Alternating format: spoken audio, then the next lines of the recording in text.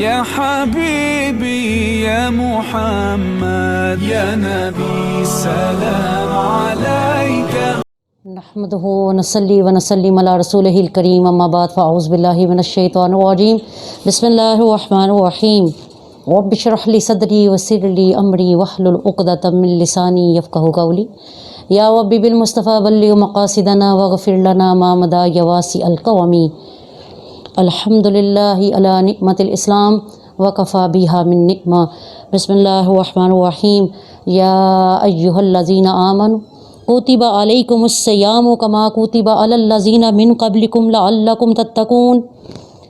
اللہ تعالیٰ نے قرآن مجید میں ارشاد فرمایا، اے ایمان والو، یعنی اللہ تعالیٰ نے یا ایھا الذین فرما کر یہ بات واضح فرما دی کہ روزہ جو ہے وہ ایمان والے ہی رکھیں گے، ایمان والوں کے بغیر کوئی نہیں۔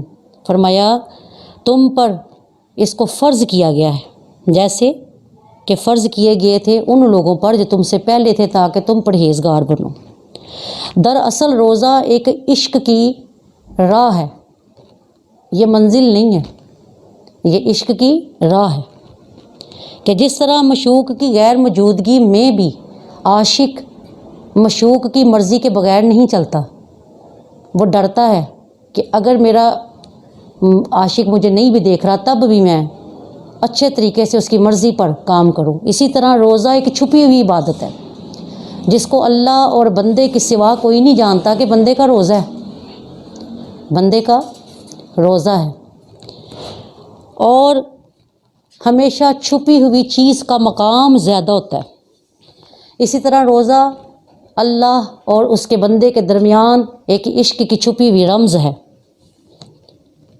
اور اللہ تعالیٰ نے ارشاد فرمایا اس چھپی ہوئی رمز کے بارے میں کہ الصوم لی وانا اجزی بہ۔ یہ حدیث میں دو طرح کے الفاظ آتے ہیں۔ پہلے الفاظ ان لوگوں کے لیے ہیں جو روزہ تو رکھتے ہیں لیکن اس میں احتیاط نہیں کرتے، ان کے بارے میں بھی اللہ نے اپنی شان کریمی کو آگے رکھتے ہوئے کیا ارشاد فرمایا کہ روزہ بے شک میرے لیے ہے اور میں اس کی جزا دوں گا۔ یعنی ہر عام بندہ جو روزے میں جھوٹ بھی بول لیتا ہے، غیبت بھی کر لیتا ہے، اللہ تعالیٰ فرماتا ہے میں اپنی شان کریمی کے صدقے میں تجھے جزا دوں گا۔ لیکن جب خاص بندے روزہ رکھتے ہیں اور روزے کے اندر تقوی کا دھیان رکھتے ہیں، بچ بچ کر چلتے ہیں، ان کے لیے اللہ تعالیٰ نے ارشاد فرمایا وانا اجزی بی، کہ میں خود اس کی جزا ہوں۔ یعنی جنہوں نے روزے کے اندر کوئی ان سے اونچ نیچ ہو گئی، کوئی پرہیز نہیں کیا، ان کو اللہ جزا دے گا الحمدللہ وحدہ۔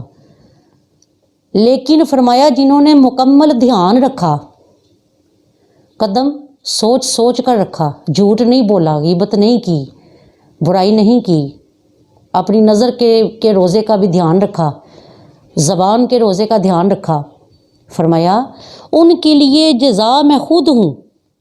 اور دراصل جس بندے کو رب مل جائے اس کو روزہ پھر کچھ نہیں کہتا، اس کو روزہ پھر کچھ نہیں کہتا۔ فرمایا رمضان دراصل رمز سے مشتق ہے۔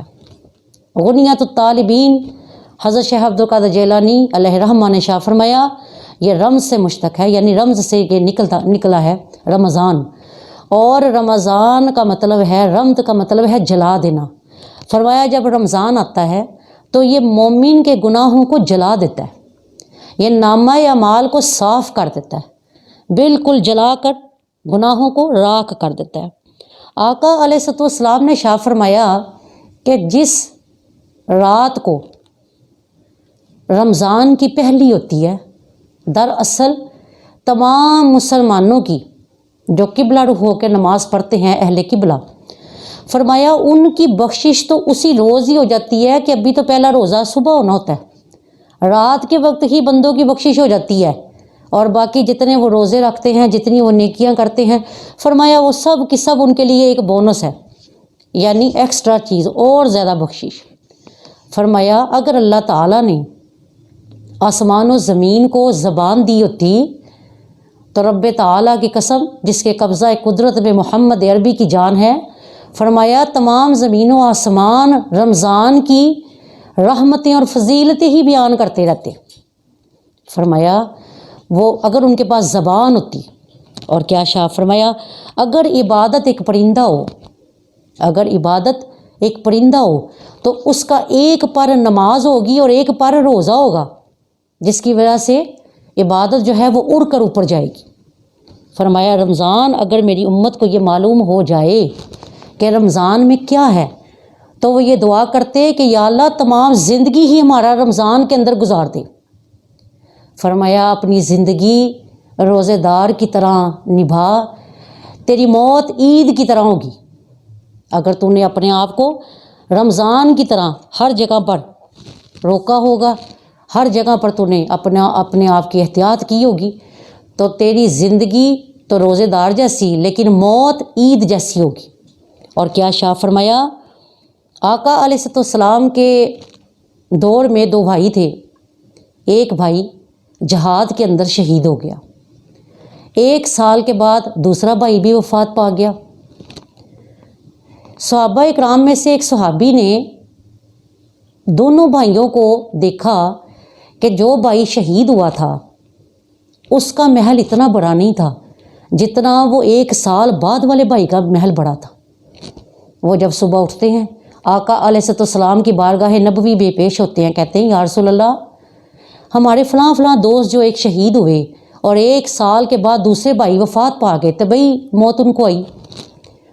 تو یا رسول اللہ یہ کیا وجہ ہے کہ دونوں میں سے وہ شہید کا رتبہ تو بہت بڑا ہے لیکن ان کا محل چھوٹا ہے، اور جو بعد میں شہید ہوئے ہیں، جو بعد میں فوت ہوئے ہیں، طبعی موت آئی انہیں، ان کا محل بہت بڑا ہے. آپ نے فرمایا میرے صحابی اس کے پاس ایک رمضان زیادہ ہے، اس کے پاس ایک رمضان زیادہ ہے، اس لیے اس کا محل اتنا بڑا ہے. اور فرمایا اے بندہ مومن، ایک روز حضرت علی المرتضیٰ سے کسی شخص نے پوچھا یا حضرت کیا اللہ تعالیٰ امت محمدی کے لوگوں کو بخشے گا؟ فرمایا اگر اللہ تعالیٰ نے ان کو بخشنا نہ ہوتا تو وہ 3 چیزیں کبھی نہ اتارتا. فرمایا یا حضرت وہ کیا؟ فرمایا ایک تو توبہ، دوسری رمضان، اور تیسری سورہ اخلاص. فرمایا جس نے سچے دل سے توبہ کی، رمضان کے روزے رکھے ثواب کی نیت سے، اور فرمایا سورہ اخلاص پڑھتا رہا، اس کو اللہ تعالیٰ معاف فرمائے گا. اور فرمایا یہ بات یاد رکھو رمضان کوئی عام مہینہ نہیں. فرمایا یہ قرآن کے اندر آیا ہے اور قرآن رمضان میں آیا ہے، یعنی رمضان میں قرآن ہے اور قرآن میں رمضان ہے. اور کیا شاہ فرمایا اے لوگو تم پر ایک مہینہ سایہ فگن کیے ہوئے ہے. آقا علیہ السلام کی محفل رسول سجی ہوئی ہے، جگمگ ستارے صحابہ اکرام کے سرکار کے ارد گرد جھرمٹ ڈالے بیٹھے ہیں. اور کیا شاہ فرمایا آپ سرکار نے بار بار آسمان کی طرف آپ دیکھتے ہیں. حضرت عمر فاروق رضی اللہ تعالیٰ عنہ نے پوچھا یا حضرت آپ کیا دیکھتے ہیں؟ فرمایا عمر کل رمضان پہلا روزہ ہے اور میں دیکھ رہا ہوں کہ اس کی رحمتیں چھاؤں بن کر تم لوگوں کی طرف آ رہی ہیں، تمہارے اوپر سایہ فگن ہے اس کی رحمتیں. فرمایا جو جھولیاں بھرنا چاہتا ہے وہ اپنی جھولیاں بھر لے، کیونکہ نہ تو میرے جیسا نبی تمہیں ملے گا، نہ قرآن جیسی کتاب ملے گی، اور نہ ہی تمہاری جیسی کوئی امت اور آئے گی. آقا علیہ السلام کے قربان جائیے جنہوں نے اللہ تعالیٰ سے چن کر چیزیں ہم لوگوں کو لے کر دیں. اور کیا کہا سنبھال لو جو سنبھال سکتے ہو، جو سنبھال سکے گا وہی کامیاب ہوگا، اور جس نے چھوڑ دیا فرمایا وہ وہاں جا کر پچھتائے گا جہاں پچھتانے سے کچھ نہیں ہوگا، بلکہ وہاں پر سوائے ہاتھ ملنے کے کچھ ہاتھ نہ آئے گا. اور آقا علیہ السلام نے فرمایا رمضان کے مہینے کی بہت زیادہ ادب کیا کرو. ایک یہودی بازار میں جا رہا ہے، دیکھتا ہے اس کا اپنا بیٹا رمضان کے مہینے میں بازار میں کھڑا کچھ کھا پی رہا ہے. اس یہودی نے اپنے بچے کے منہ کے اوپر تھپڑ مارا اور کیا کہا تجھے نہیں معلوم کہ مسلمانوں کا رمضان کا مہینہ ہے اور تو اس میں کھا پی رہا ہے، اندر چل. اتنی بات کر کے بیٹے کو اندر لے گیا، اور اللہ کی قدرت دیکھیں کہ 3 دن کے بعد اس یہودی کی وفات ہو گئی. جب وفات ہوئی تو ایک صحابی نے ان کو جنت کے اندر پھرتے دیکھا. انہوں نے کہا کہ بھائی تم تو یہودی تھے، یہ تمہیں مرتبہ کیسے ملا؟ اس نے کہا میں نے رمضان کا ادب کیا تھا، میرے رب نے مجھے اسی رات کلمے کی توفیق دے دی جو میں سب سے چھپاتا رہا، اور اللہ تعالیٰ نے رمضان کے ادب کے صدقے میں مجھے جنت کے اندر یہ محل عطا کیا ہے. یعنی دراصل رمضان کا ادب، آقا علیہ السلام نے شاہ فرمایا جس نے رمضان کا ادب کیا جنت اس کے لیے واجب ہے. اور فرمایا جب تم روزہ رکھتے ہو سب کے روزے اوپر جاتے ہیں، اور جس روزے کے اندر تقوی و پرہیزگاری بہت زیادہ ہو، فرمایا وہ روزہ فوراً مالائے اعلیٰ کی طرف چلا جاتا ہے، وہ روزہ فوراً مالائے اعلیٰ کی طرف چلا جاتا ہے. اور فرمایا جس روزے کے اندر غیبت، جھوٹ، بدکاری، نظر کی خرابی، نیت کی خرابی شامل ہوتی ہے، فرمایا اس روزے کے اندر چھید پڑ جاتے ہیں، وہ روزہ چھید ہو جاتا ہے، اس کے اندر سارے چھید پڑ جاتے ہیں. فرمایا جب وہ اللہ کے حضور پیش ہوتا ہے تو کہتا ہے میرے مالک تو نے مجھے کس کے گھر مہمان بنا کر بھیج دیا جس نے میری عزت ہی نہیں کی، جس نے میرا ادب ہی نہیں کیا.